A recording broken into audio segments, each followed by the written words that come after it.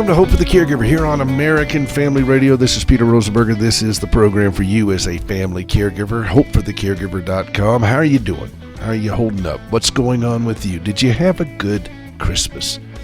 These are all questions I'd love to hear back from you on, and you can go out to our website, HopeForTheCaregiver.com. Let me know. Go to our Facebook group. Post it there. You can join a group if you're not already in it. It's a private group that I maintain. And it's at Hope for the Caregiver. Just look for groups, Hope for the Caregiver, and you can join and let me know. We're going to eventually get back to doing live shows where we can have call-ins, but it's been a bit difficult here because I've been in the hospital back and forth with Gracie so many times, and it's hard to run a live show while you're doing that. But I'm still in Denver, and I'm still doing this now, where she is recovering from her 86th surgery. It's a pretty big back surgery she had on November 30th. And here we are still with Christmas and with New Year's. By the way, are your Christmas decorations still up? If they are, that's the part of the Christmas event that I don't like, is having to take down all the decorations. Some people leave them up till, Easter. And there's an argument that you should leave them up through Epiphany.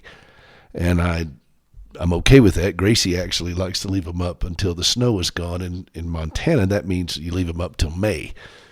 But I'm not going to worry about that this year. She's not real happy with me, but I'm going to get rid of all of the Christmas decorations and just throw them away. Now, why am I doing that? Well, I did it in the hospital room. And I went and got stuff from Walgreens and put up a little tree and some lights. We had the best decorated room for Christmas. A friend of mine let me borrow his keyboard, and we played Christmas music, and I've been playing music for her throughout the time we've been here, and started off New Year's Day at the keyboard, and I played for her, and she sang with me a little bit. Her voice is still a bit scratchy, but I led off New Year's morning with This Is the Day, and I don't have the Caregiver keyboard here with me as I'm recording that. I'll have to put that in another time, I guess, but I think I do a pretty good arrangement of that. I like it. I slowed it down a little bit, put some great chords with it. But we sing, this is the day that the Lord hath made. I will rejoice and be glad in it. And I want that to set the tone for everything we do for this year and beyond, to recognize we're going to deal with today. Gracie is recovering. It's slow. She has a long journey ahead of her, and 86 surgeries, describe it, is just brutal. But she is tougher than a Waffle House steak, and I expect her to have a much better year this year than she did last year. And what happened was the fusion in her back from 2 years ago did not quite solidify, and then she started to develop a joint that was starting to crumble at the top where they had put the hardware in, and so they had to go in and put a little bit more and tilt her back a little bit more and then do some more stuff to help this fusion, and we're hoping that it will. The doctor feels pretty good about the surgery. Everything is in place, that she will be straighter and she will recover better. She has not had a post-op infection, which is the first time ever of a back surgery with her, which is good. They've taken a lot of precautions. She's in very good hands, but there's still been a few bumps along the road, and, you deal with the odd communication issues and so forth. But she's had a lot of nurses, a lot of doctors during the hospital time. There's a lot of residents that come in. There are people that want to come in and do a casual drive-by. You can't do a drive-by diagnosis with Gracie. That's a phrase that Rush Limbaugh used to use about the media. They would just drive by and stick their head out the window and offer their pithy insights to something they really didn't explore. And that's pretty much what goes on in the media anyway. But in our case, you've got to spend some time with Gracie to understand just the breadth of what she's had to deal with. You got to remember, she was hurt in 1983. And medicine's changed a lot. And most of the people that have been treating her were not even born when she was hurt. I mean, that gives you some perspective right there. And I've learned a few more things as a caregiver through this process, and I'm going to share those with you as the show unfolds. One of the things I learned is that I was tired. And I started getting sick when I left South Carolina. We went down to be with my folks for Thanksgiving. The day we left, I started sneezing. And by the time we got to Denver that night, I was starting to feel kind of, ugh. We checked her into the hospital the next day, and I'm staying across the street in a hotel. And once she was in the hospital, that was about all I could do. I did not realize how tired I was, and I don't mind telling you all this. I think it's important that we as caregivers admit the obvious. That's part of our journey as caregivers, is to deal with reality, not what we'd like it to be. And her surgeon and her surgeon's PA, the team, looked at me and they said, look, you got her here. That was your job. We'll do ours. We've got her. You go rest. And so you know what? I did. And there were a couple of days I stayed in bed all day. I was really that sick. I don't know if I got the flu or whatever. Gracie had something like this, several weeks prior. Maybe I got it from her. Everybody seems to be getting sick. It wasn't COVID. I got tested. I think I was just tired. This is her 5th surgery in 2.5 years that we've been through, and they've been very intense surgeries. And that's on a long line of surgeries. And I'm pretty good at what I do, and I have a lot of experience at this sort of thing, but I was tired. I've basically held Gracie together with duct tape and baling twine to get her here because we kept getting delayed. She was supposed to really have this surgery over a year ago. And it's just been a very difficult process. And there was, quite frankly, nothing left of me. And so for the first couple of weeks of this, I rested. And I trusted her team, and she has a good team. She was in ICU for about, week or 10 days. And then they moved her to a regular room, but this is the neuro room. So all these people, a floor, so all these people involved are neuro trained, and she's in good hands. They know her, the same physical therapist that worked with her 2 years ago, same group of people. So they know her by now, and I was able to rest. And I did. I can't help but think about those guys that tore up the roof to lower that fellow down to Jesus. You remember that story? Scripture never states what happened to those guys and how Jesus even interacted with them.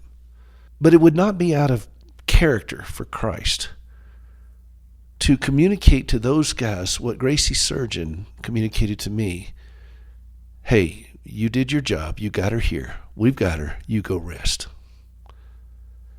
And I can't help but think that somehow Jesus communicated that to those men who tore up that roof. And in The Chosen, they actually make a little bit of a nod to that. Obviously, somebody else has been asking the same question, because the Ethiopian woman who they portrayed as the friend of the paralytic who got him there, Jesus looked up through that torn up roof and looked at her and just nodded. The guy playing Jesus, not Jesus. I want to be careful on that. I don't want people to get all upset with me. But I really resonate with that. Maybe you do too. There's a point when we've done all we can do. And if Gracie's surgeon can look at me and say, you did your job, you got her here. If his PA can look at me and say, you did your job, you got her here. Now you go rest. We've got her. Imagine what the King of Kings says to you as a caregiver, as you care for your loved one.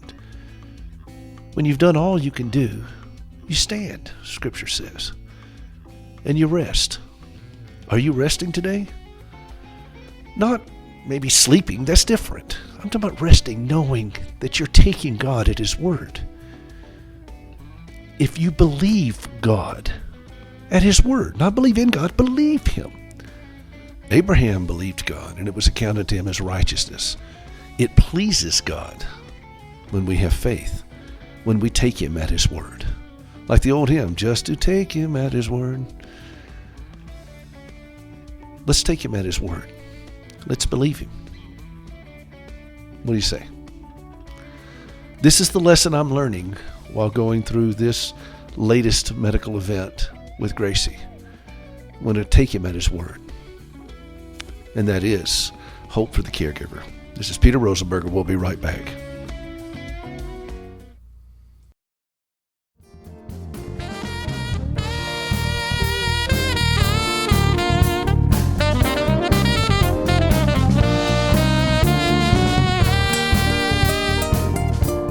back to Hope for the Caregiver. This is Peter Rosenberger. This is the program for you as a family caregiver.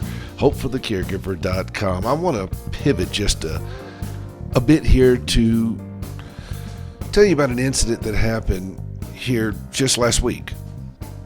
Okay, and I'm going to try to be delicate here, all right? So y'all just be family. Gracie was in the hospital, and I get a text from her. I was on the way over there, but I hadn't quite gotten there yet. And she said that some lady came into the hospital room, and she was evidently some type of case manager and wanted to know when Gracie was leaving. Well, Gracie is struggling to recover from this very, very serious surgery.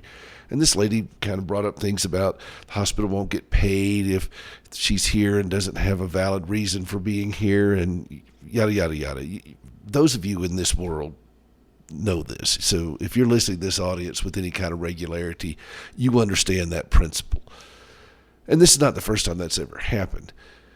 And I know she's just doing her job, but Gracie was not in the best situation to have that conversation with her. She had just woken up.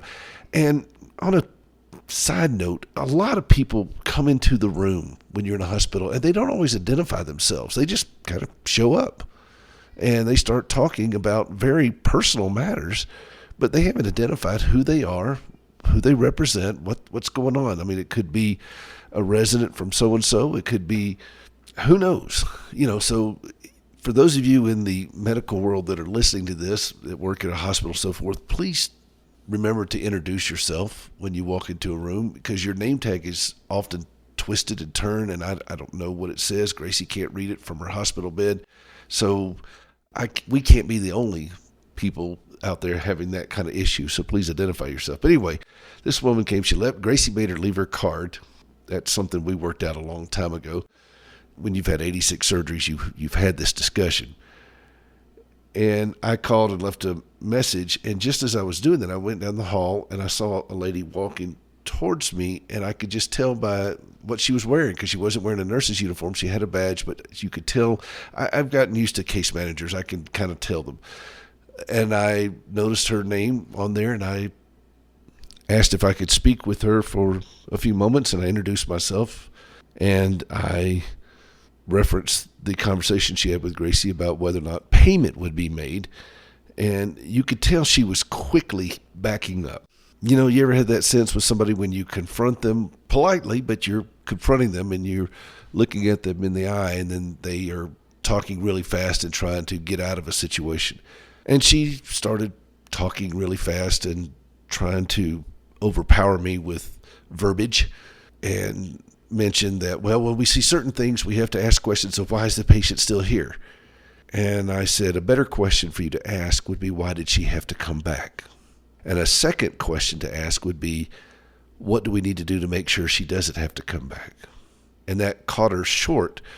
And then we started having a little bit of conversation about Gracie's history, what brought her here, what we're trying to accomplish, what's going on. And she was like, look, we're really good. We're good. It's good. And she was very, very eager to get out of the conversation. I won't say that I enjoyed watching her discomfort, but I won't say that I didn't. And I'll just leave it at that. I've done this so many times, and I've done this with so many people. And so I repeated very slowly the parameters of the conversation and came to a complete consensus and agreement with her, and we were good. For caregivers, we can find ourselves in the unenjoyable role of being the confrontational advocate. And we're going to have to do that on many occasions. All right? We're just going to have to. I had to confront one of the residents through this process who made a flippant remark to me, and I looked at her and I said, no, not going to take that. Her flippancy, not glibness, but she was just really, again, that drive-by diagnosis when they roll down the window and they look out the window and said, oh, this is what's going on. I mean, you see that in the media all the time. It's not like we have real journalism anymore. And they just say it, they get it wrong, but they don't care. They're driving by. This was the same kind of thing, a drive-by diagnosis. And she made this flippant remark, and I confronted her on it. And she wanted to push back, and I looked at her and I said, ma'am, I was caring for her before you were born. And that's all I had to say. And she backed up. I don't relish these things. This is not something I just love to be able to do. But I have found in this 4-decade journey that this is the role I have to play sometimes. And so I've learned that I don't have to be, mean at it. Say what you mean what you say, don't say it mean. Okay, write that down. Say what you mean what you say, don't say it mean. I'm not here to elevate myself over any of these professionals. I've been extremely pleased with the care that Gracie has received. It's a teaching hospital. They really know their stuff. But getting to know Gracie, the learning curve is very steep when you have somebody with her history that is presenting here, and they've never seen anybody like her. And I watched the humility and respect that her neurosurgeon showed and his team. And this guy is really, really an astounding surgeon. And he didn't feel the need to be that way, but was very gracious. He took his time. He really spent the time to understand as much as he could of her journey. And he didn't do any kind of drive-by diagnosis. Well, if he can be this way, why can't a young resident do that, or a case manager, so forth? And the answer is they can, but they've not chosen to for whatever reason with different patients until they come up along something like this situation with Gracie. And it's my responsibility as her caregiver to help advocate for her without interfering, without being offensive so that I create a defensive situation with her team. And that's a little bit of a trick. And part of that trick is learning to ask better questions. Okay, and that's the journey for us as family caregivers. Sometimes we have to ask better questions. For example, when somebody says, well, why do you think this is all happening with Gracie? Well, that's not a very good question. She had a car accident 40 years ago. It was a horrific, catastrophic car accident. I know exactly why this is happening. Her body was mangled and broken. That's not the question people want to know, though, when they ask, well, why do you suppose this is happening? What they really want to know is, where's God in this? Why hasn't God done anything? What's kept God from healing Gracie? Or why has God allowed her to live with such horrific pain? What has brought her to this point? Those are questions people have, but they use different words and obfuscate what's really going on. And so I think for us as caregivers, we have the responsibility to plumb those things. And one of the reasons you're listening to this program right now is because you're giving me the benefit of the doubt of having spent some time looking at this mountain of the issues, of really delving deep into what are these issues. And you're putting a level of trust into me as somebody who has done this for nearly 40 years, that I have spent some time with these issues in the context of Scripture particularly, and come to a measure of understanding and insight that will benefit you in your circumstances. And one of those insights continue to be that we have to learn to ask better questions. Like I asked that case manager. She said, well, I see certain markers. I said, why is this patient still here? And I looked at her and said, why don't you ask why she came back? It's the same thing with managing Gracie's considerable pain. One of the questions I asked her pain team, what's the goal? Now, the goal is not to get Gracie out of pain. That's too glib. Can she get out of pain? Can you write something to help her get out of pain? Can you do this? That's not the right question. Gracie's body is too broken for that to be a realistic goal. For example, Gracie, to be out of pain, would have to be so sedated or drugged up or numb that she couldn't function.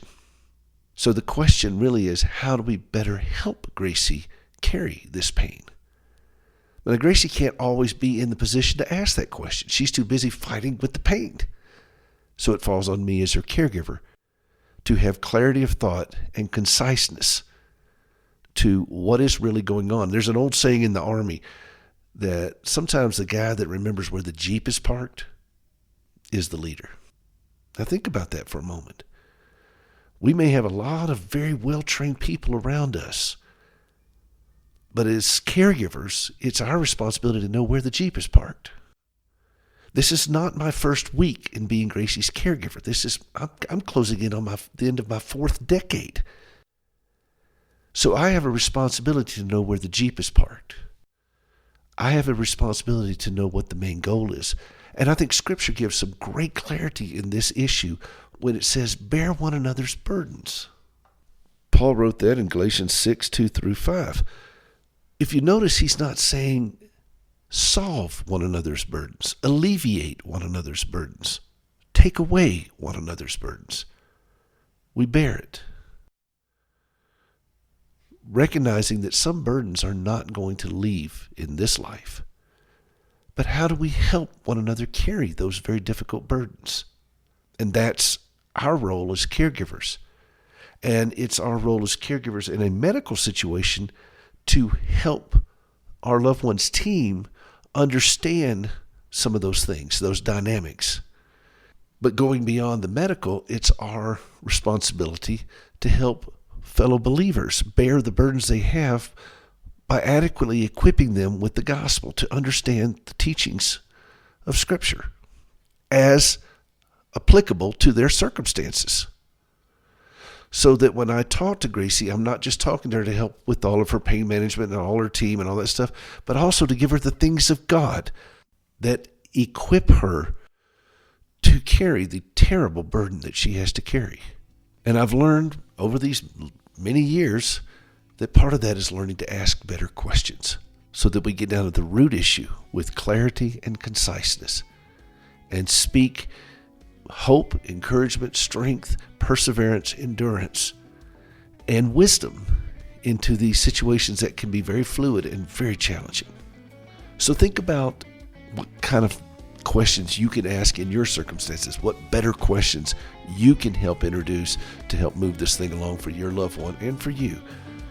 And we'll talk some more about that at other times. This is Peter Rosenberger. We got more to go. This is Hope for the Caregiver. We'll be right back.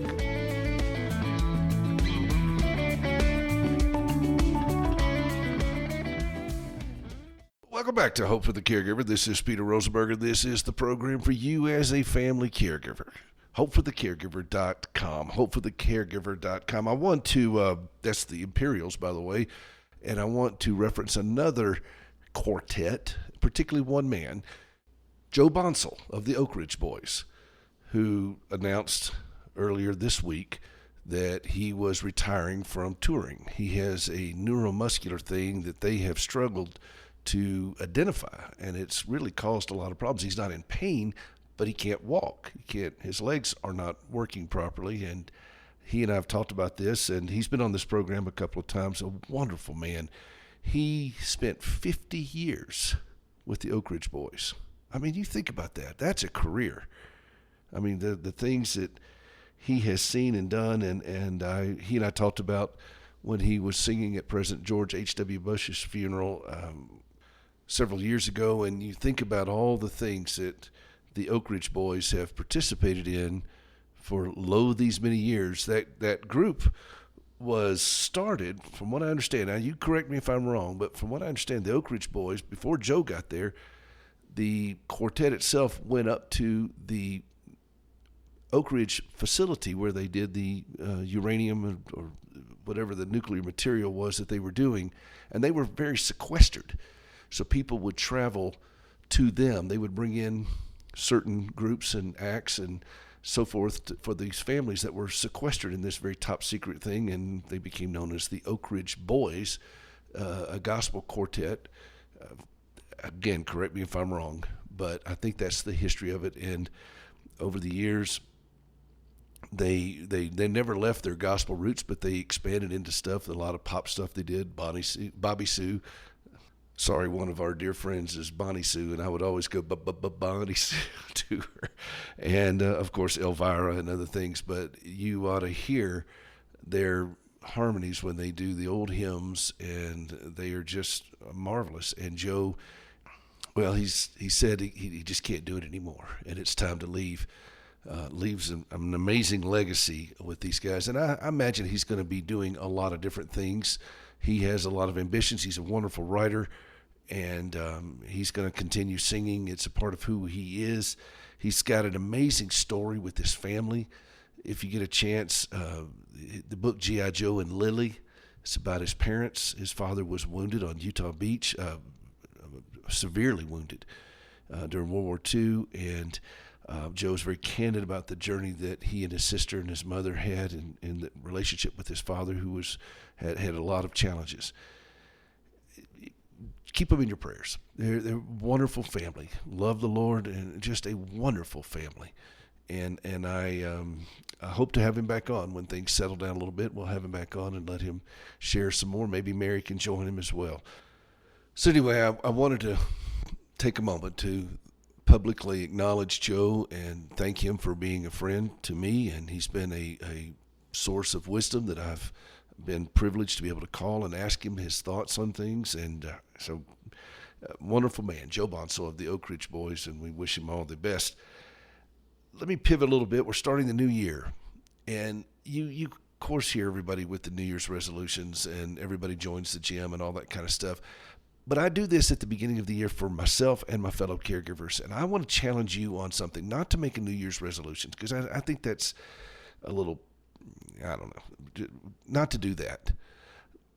What I do is I determine every year that I'm going to push myself to learn something, to study something, to enhance my life through education. And for the last several years, I've been doing just that. Last year, for example, I, in addition to other things I do, I took a 30-part class on C.S. Lewis and Christianity at Hillsdale College, and I did it online. It's an audio lecture. I mean, you could watch it. There's video, but it's audio that you can listen to. I can't sit down and read and study like I used to. I mean, I have a lot of chores I have to do as Gracie's caregiver and running a company and all the things that I do. If I sit down and read something, for example, there's always the chores, the laundry and everything else that needs to be done when I'm done reading, and that kind of weighs on me. So what I do is I just listen to things. I listen to audiobooks, I listen to sermons, I listen to teachings while I'm doing the dishes and so forth. You know, I've always kind of felt a little bit, I don't know, like I was coming up short, because I hear all these other people say, you know, in my quiet time this morning, in my quiet time. And I thought, well, that must be nice, but I don't have that lifestyle. Maybe a lot of you don't have that kind of lifestyle. I don't know. But for me, sitting down, if I sit down, I fall asleep. But I like to listen to things, podcasts, sermons, and so forth. And I took this class at Hillsdale. It's free. It's a free class on C.S. Lewis, because I'm a big C.S. Lewis fan.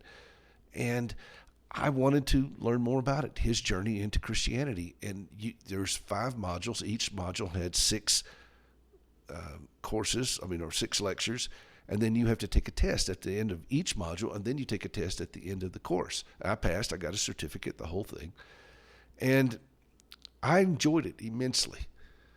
I actually started it in the fall of 2022, and I was on our side yard where we have a septic tank, but my father-in-law could not remember where he installed this in this little cabin that he renovated many, many years ago on the property where Gracie and I live. And so he and I were out there trying to find this thing, and I was determined I was going to find it because nobody knew when this thing had been emptied. He could remember, and so forth. And this was very important to me. Why is that important? Because you do not want to have a septic tank emergency in February in Montana when it's 20 below and there's a foot of snow out there. Okay, so I was really motivated to find this septic tank, and he was out there trying to figure out where it was, and I was digging, and finally I found the surface, and I uncovered the entire thing. I mean, I didn't dig it all out. I just uncovered the top of it. But I was determined I was going to make a path to this thing so that we could do it. We got it empty. But while I was digging it, I was listening to this class on C.S. Lewis, and I called up a buddy of mine, and I said, I think I hold the record for the only person who's ever dug up a septic tank while listening to a class on C.S. Lewis and Christianity from Hillsdale. So I hold that record. Why am I telling you all this? The class at Hillsdale was not a caregiving class. Okay, it was about C.S. Lewis. But I improved myself. I learned something. I got something out of it that nobody can ever take away from me. I got something out of that. I got education, and I learned about one of the most important figures in Christianity in the last, well, one of the most important figures in Christianity. This guy's a giant, and I learned about him, and I'm better for doing it. Now, it doesn't necessarily change the way I work as a caregiver or do anything else, but it's improving me. And that's what I want to challenge each of you on. What can you do? Now, I've been going to Ligonier Ministries, and I've listened to almost 150 sermons and teachings from R.C. Sproul and others. And I pay a little bit of money for that. It's not very much. You could do a pretty reasonable thing here, but I do it because I want to improve my understanding of Scripture. I want to improve my understanding of the things of God, and I want to improve myself and my ability to process thoughts and everything else. This is what I do. And I'll listen to these things while I'm out mowing, for example. I'll take headphones, not the little earbuds because the mower's too loud.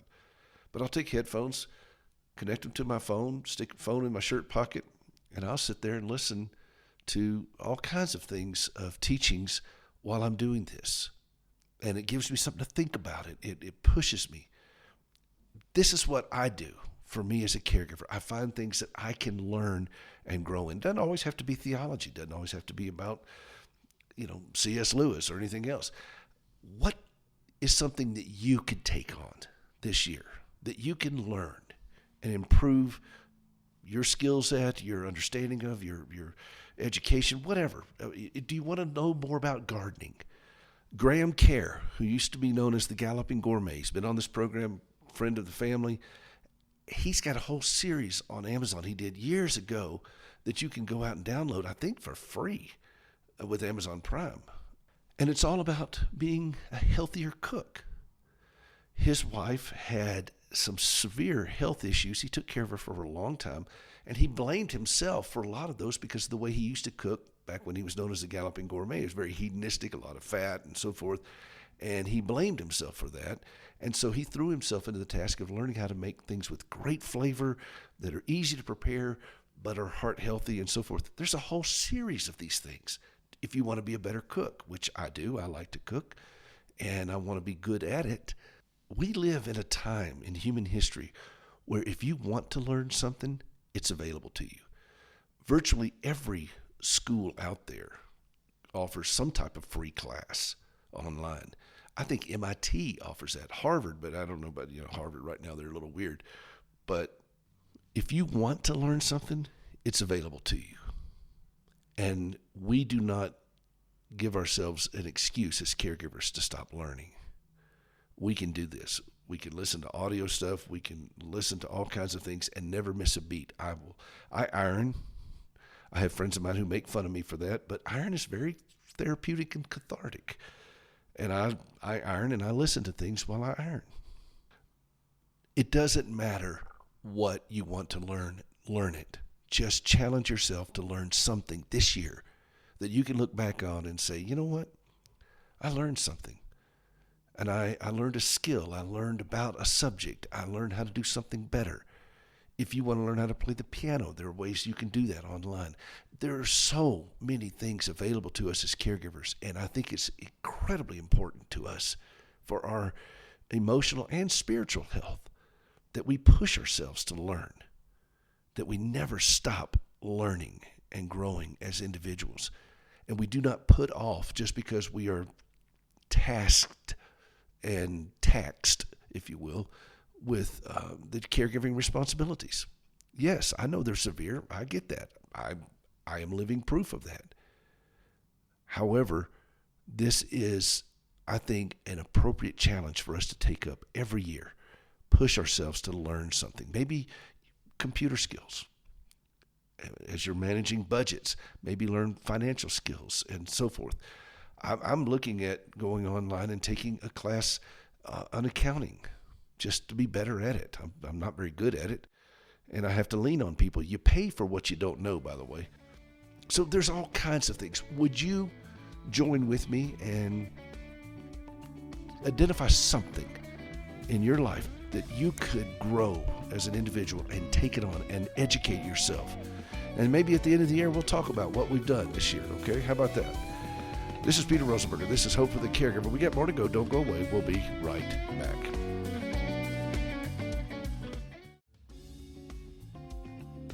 Welcome back to Hope for the Caregiver. This is Peter Rosenberger. This is the program for you as a family caregiver. HopeForTheCaregiver.com. Glad to have you with us this morning.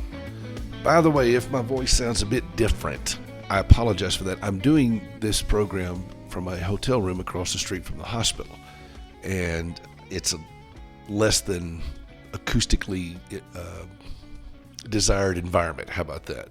So, and also I've had a terrible cold. I haven't been able to get rid of this cough. Let me tell you something. When you cough in a hospital repeatedly, you get looks. I mean, you really do.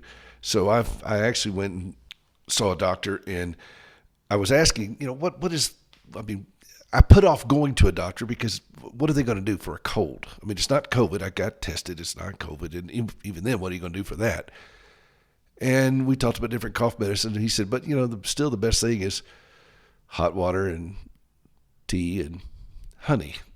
So there you go. It's always the things that you did when your mom took care of you when you're little, and it's the same old stuff. So I am taking some things, but mostly I'm just trying to nurse myself back with hot tea and lemon and honey, and hopefully we'll get through this. I'm used to living in Montana now, where the air is rather clean where we live, and I'm here in a hospital in a major city. Air's not too clean. And then the apartment complex, they were building this thing. It's this huge apartment. It takes up about a whole block. And I walked out of the hospital one day, and the whole thing's on fire. They were almost finished with it. They've been working on it for several years. We've been watching it go up as we come to Denver for these particular visits with Gracie. And I walk out, and this whole thing is ablaze. So you got, it was really tragic. Right before Christmas, there were so many fire trucks, and it's going to be a mess. They're going to have to just raise it all down to the ground, and that's raise with a Z, not raise it down with RAISE, just let you know, I knew that. So you got ashes and soot and everything else, and so it's wonder everybody's not sick down here, and I think a lot of people are. So I'm working on the voice. Hopefully in the next couple of weeks you'll see an improvement, and then hopefully we'll be back home and I can do this better in the studio there at our home. And the audio quality will return to the exceptional audio that you have become accustomed to hearing. That is my hope anyway. So as we start this new year again, I want to reference, today is January 6th. I'm not going to go there with what everybody else says January 6th is. It just happens to be January 6th. I'm not going to delve into the political implications of that date. Those of you who are listening on the podcast later can take down your January 6th decorations, and we'll move on. But in the 6th chapter of my book, A Minute for Caregivers, When Every Day Feels Like Monday, I have this particular chapter, and these, again, 1-minute chapters, and I wanted to take a moment. Some of you may have heard this, but it bears repeating. Before, and I may paraphrase some of this, before the famous altercation with Goliath, David expressed anger at the blasphemous giant. One of his brothers was embarrassed by this, and they were at the camped out there, and I still don't understand how this all happened. If you indulge me for an aside, that they're all camped around, and this guy comes out every day and just starts screaming obscenities at Israel, and these guys are all camped around. What do? Are they just looking at each other? And then here comes David, this young kid. He was bringing something from his father to his brothers on the battlefield, and David just was incensed about Goliath's blasphemy, and he made a big production about it, and his brother got very angry with him. His older brothers, I can imagine. I am an older brother, and I have older brothers, and I know how brothers talk, and I would imagine there was, I don't know what the Hebrew word for shut up was, but I would imagine it was used at that point. But King Saul heard about this, and then King Saul allowed David to fight this guy. And I'm thinking, wow, no wonder Have you ever thought about just playing that out? That he said, okay, you go out and fight him. They're all sitting around too afraid to fight this guy. And he's going to send a kid out there. And then he puts his armor on David and it doesn't fit. And David's like, I'm not wearing this. He can't even hardly move in it because David was small. King Saul was tall. You try saying King Saul was tall. King Tall was Saul. But he put all this stuff on him, and David said, take it off. So he's going to go out there, and then David said, I'm going to go out there and fight this enemy the way I have protected the sheep. I've chased off wolves. I've fought lions and probably a bear or so. When David said, I'm going to do it my normal way, and I'm going to trust in the Lord. And in this chapter from my book, I wrote, how many try to conquer a Goliath while wearing something that doesn't fit? The conditions of our loved ones serve as formidable giants to us, and we can't fight them while trying to be, do, and act like something that doesn't fit us. When I go over there to the hospital, when I deal with all these things with Gracie, I'm not a doctor. I have told people I'm board certified in cranioproctology, but I'm not a trained medical professional. I'll let you figure out what that is. I'm not a doctor, and I don't have to be. My father went through this with my mother when she had a episode with her heart, and she was very, very sick, and Dad was struggling to keep up with everything. And I looked at him and I said, Dad, you didn't go to medical school. You went to divinity school. Do something divine. And you know what he did? He got his Bible out and went back to his Bible, because that's who he is a man of God, a man called to the ministry, and that's where his strength and his power and his source lie. He's not trained to be a medical doctor. He doesn't have to be. I'm not trained to be one. I'm a trained pianist. So you know what I did? I brought a keyboard into Gracie's hospital room, and I played for her, because that's what I do. David faced Goliath with his familiar sling and his even more familiar trust in God's abilities. While not a trained soldier, David's love and trust provided the courage to face a giant. Most of us aren't trained medical professionals as caregivers, and we don't have to be. When facing our giants, we can be ourselves and, with love and trust, remain confident the battle is the Lord's. And I love that scripture from 1 Samuel 17:47, where it says, all those gathered here will know that it is not by sword or spear that the Lord saves, for the battle is the Lord's. That's incredibly comforting to me as a caregiver, to know that the battle is the Lord's. I am not here to fix what has happened to Gracie. I cannot do that. I think for most of us as caregivers, the hardest things we face are the things that we have no control over. If we have control over it, then it's not that hard. But we don't have control over this, and we're forced to admit that. We're forced to deal with it. But that's not a bad thing. David knew that he couldn't fight Goliath conventionally, but he didn't have to. Nor do we. And so as we begin this year, and I know that the calendar is just a subjective measuring device. I mean, even the date's not even right. We're off by who knows how many years and days.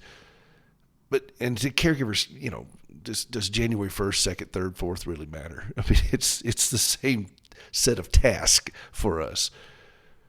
But let's just take a moment to acknowledge that, okay, most of us wire ourselves that every first of the year, it's a new year, we're going to start off something different. Well, let's start off with this. Like I said in the last block, we're going to educate ourselves. We're going to learn something. We're going to push ourselves to be more equipped to do something.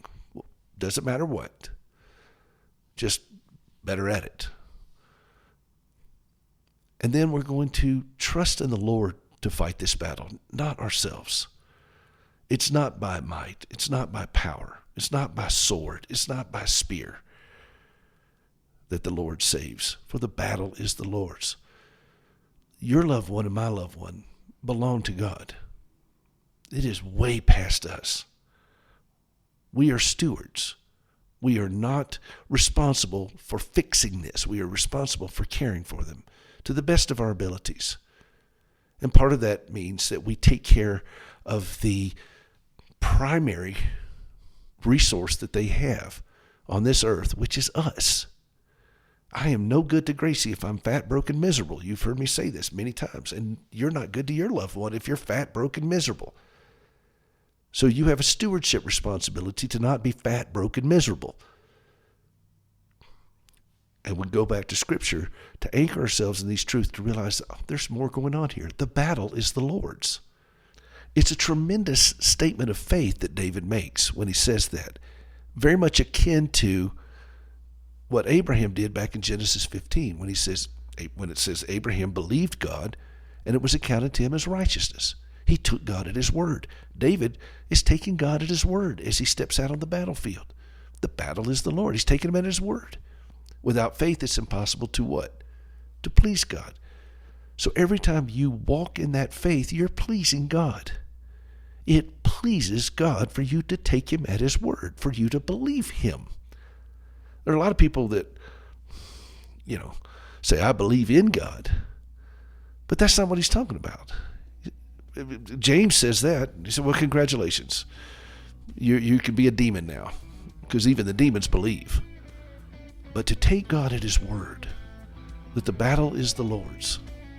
So as we start this new year, as we launch into whatever we've got going on, remember that. You don't have to wear somebody else's armor. You don't have to be something you're not. It's not by sword or by spear or by somebody else's armor. And that's from my book, A Minute for Caregivers. I am passionate about helping people understand the language of caregivers. It's written in Fluent Caregiver. I hope you'll go out and learn more about it at wherever books are sold, and certainly at hopeforthecaregiver.com. This is Peter Rosenberger. This is Hope for the Caregiver. Healthy caregivers make better caregivers. We'll see you next time.